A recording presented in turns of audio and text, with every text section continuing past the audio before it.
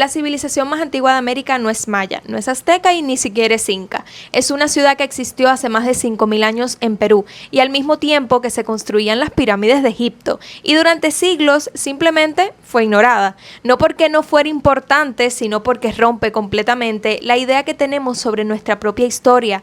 Porque si esto es cierto, entonces Latinoamérica no se desarrolló tarde. No empezó con la colonización, no empezó con los imperios que hoy conocemos.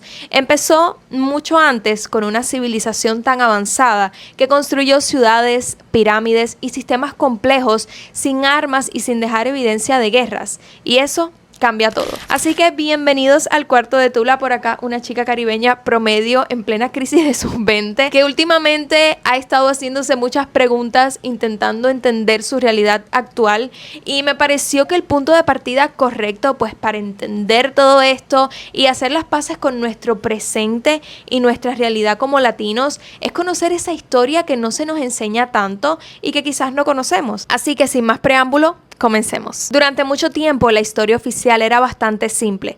Las primeras grandes civilizaciones de América eran los mayas, los aztecas y los incas. Antes de esto no había nada tan importante, pero este relato empieza a romperse en el siglo XX, específicamente en 1948, cuando el arqueólogo estadounidense Paul Kosok llega al Valle de Supe en la costa central del Perú. Kosok no estaba buscando la civilización más antigua de América, su trabajo estaba enfocado en otros estudios arqueológicos en la región andina, pero durante sus recorridos identifica algo que le llama la atención. En medio de un paisaje desértico observa patrones que no eran completamente naturales. No eran montañas, pero tampoco eran claramente identificables como arquitectura. En ese momento el sitio no estaba excavado, no había evidencia visible de una ciudad, solo formas en el terreno. Así que sin excavaciones profundas y sin tecnología de datación precisa como la que se usaría décadas después, esas estructuras no parecían lo suficientemente claras como para replantear toda la historia del continente. Así que quedaron clasificadas como asentamientos antiguos pero no excepcionales. Hasta que en los años 20 entra en escena Ruth Shady, arqueóloga peruana con años de experiencia en investigación del pasado prehispánico. Y a diferencia de muchos estudios anteriores, Ruth no llega al Valle de Supe por casualidad. Llega con una intención clara: entender sociedades tempranas en la costa peruana. Porque había algo que no le terminaba de encajar. Los registros previos sugerían que el sitio era antiguo, pero no explicaban la escala de las estructuras, su organización ni su posible función. Habían demasiadas preguntas abiertas y muy pocas respuestas. Así que en 1994 inicia las excavaciones sistemáticas en el sitio. Y entonces las estructuras dejan de ser montículos antiguos y empiezan a revelar su verdadera naturaleza. Debajo de la superficie aparece una arquitectura monumental, plazas ceremoniales, pirámides escalonadas y espacios claramente planificados. No era un asentamiento pequeño, era toda una ciudad. El momento decisivo llega cuando se aplican pruebas de datación por radiocarbono y los resultados cambian completamente la escala del hallazgo.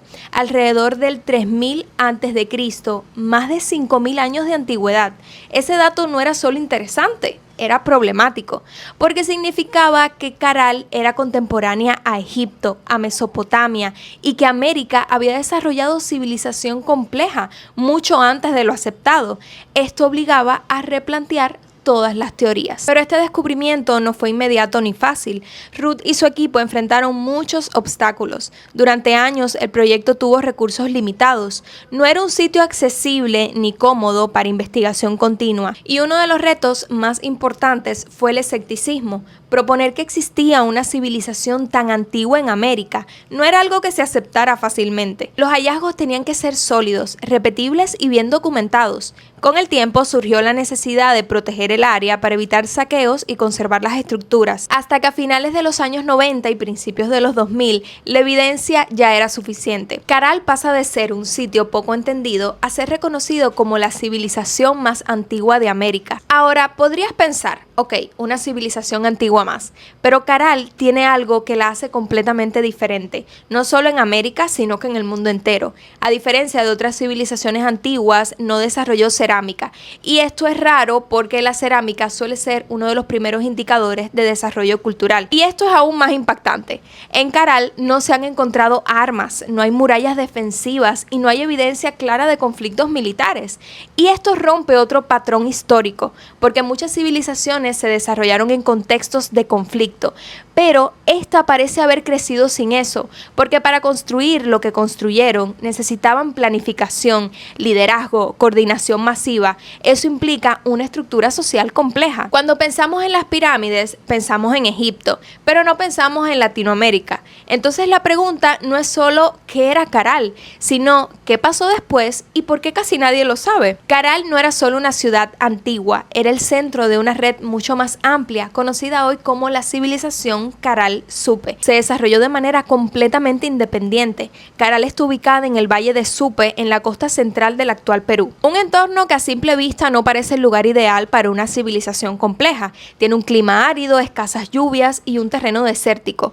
Aún así, ahí se estableció una sociedad capaz de sostener población, arquitectura y organización durante siglos. La economía de Caral no dependía de un solo recurso, sino que funcionaba de un sistema complementario entre la agricultura en el valle, donde cultivaban productos como el algodón, la calabaza, frijoles, ají, siendo el algodón especialmente importante, no como alimento, sino como recurso estratégico, ya que se utilizaba para fabricar redes de pesca. Las comunidades cercanas a la costa proveían pescado y mariscos. Esto sugiere un sistema de intercambio constante entre zonas costeras y agrícolas. No era una economía aislada, era toda una red. No hay evidencia clara del uso de una moneda, pero sí de un sistema organizado de intercambio. Uno de los hallazgos más interesantes son instrumentos musicales. Se han encontrado flautas hechas con huesos de animales y cornetas.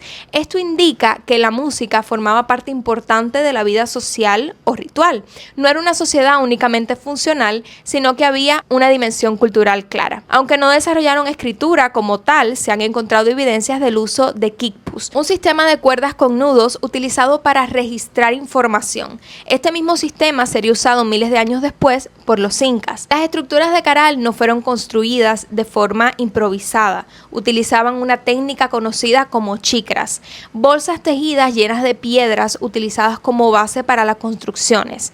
Esto ayudaba a estabilizar las estructuras y resistir movimientos sísmicos, un conocimiento práctico adaptado al entorno. Pero Caral no creció al azar y no funcionaba como una ciudad aislada, formaba parte de un sistema más amplio, la civilización, como ya habíamos dicho, Caral-Supe, que incluía múltiples asentamientos distribuidos en el valle y zonas cercanas. No todos los centros eran iguales, había una jerarquía. Caral como centro principal, político, religioso y administrativo, y otros asentamientos como centros secundarios con funciones específicas. Esto sugiere una organización territorial planificada y no un crecimiento espontáneo. La comprensión del tiempo en Caral no se expresa a través de calendarios escritos como en otras civilizaciones posteriores, pero sí se puede reconstruir a partir de la relación directa que esta sociedad tenía con su entorno.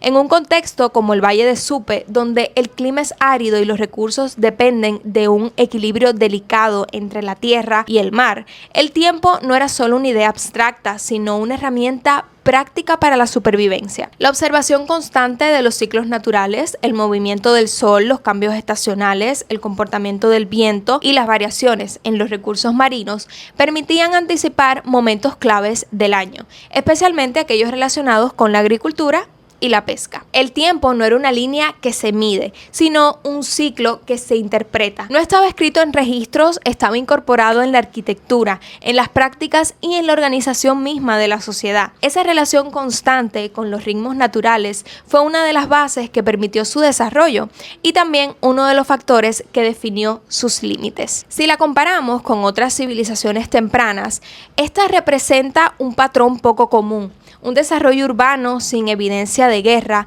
poder sin estructuras militares visibles, crecimiento sostenido en un entorno difícil, no significa que fuera una sociedad perfecta, significa que siguió un modelo distinto.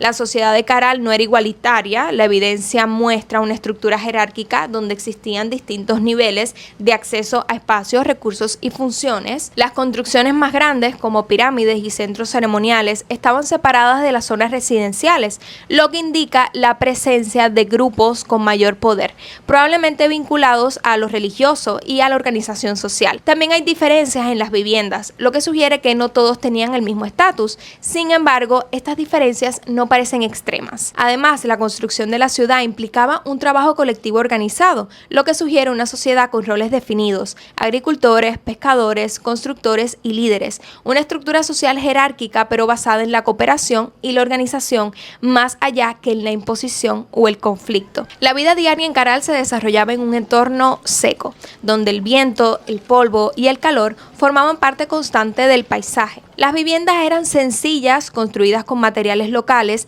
y estaban organizadas en conjuntos que sugerían una convivencia cercana entre grupos familiares. No eran espacios aislados, sino parte de una estructura donde la vida doméstica ocurría en proximidad, compartiendo actividades y tiempos. Dentro de estas viviendas se han encontrado fogones y restos de alimentos, lo que indica que muchas de las actividades cotidianas se concentraban en el espacio familiar. Los espacios públicos cumplían una función clara dentro de la vida social. Las plazas y estructuras abiertas no eran decorativas, eran lugares de reunión. La repetición en su uso sugiere que había momentos donde la comunidad se congregaba de forma organizada, probablemente siguiendo patrones establecidos a lo largo del tiempo. La organización de la ciudad también se reflejaba en cómo se habitaba. No hay evidencia de desorden o crecimiento caótico. Todo indica que las personas vivían dentro de un sistema donde los espacios, las actividades y los tiempos estaban alineados.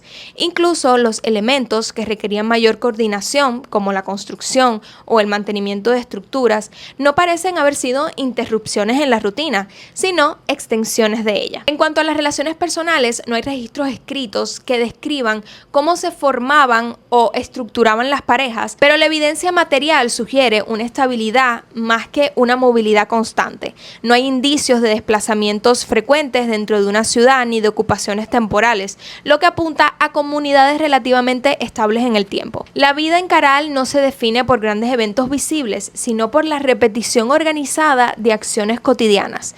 Cocinar, construir, reunirse, mantener el espacio y participar en actividades colectivas formaban parte de un mismo sistema.